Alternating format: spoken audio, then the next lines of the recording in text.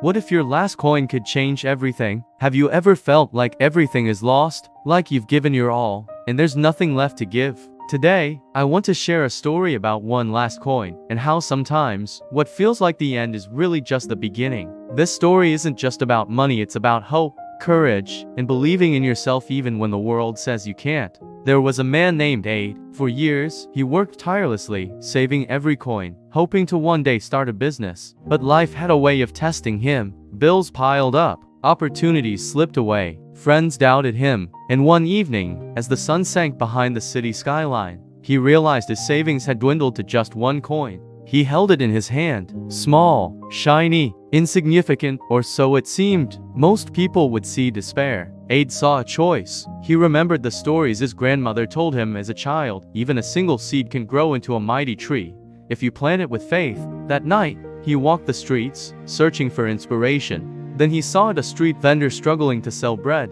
children hungry nearby, the look of hope fading from the vendor's eyes. Aid approached and said, "Here, take this." He handed over the last coin in his pocket. The vendor hesitated, but took it with a smile that reached his eyes. Something shifted in Aid that day. He realized that even when you have nothing left, giving can be your greatest strength. That one coin, the one he thought was worthless, had made a real difference. And that night, as he returned home, Aid noticed something strange. Opportunities he had overlooked before now seemed visible. Doors opened. People remembered him. A small idea he had dismissed years ago sparked into action. It was as if the universe had noticed the courage in his choice to give.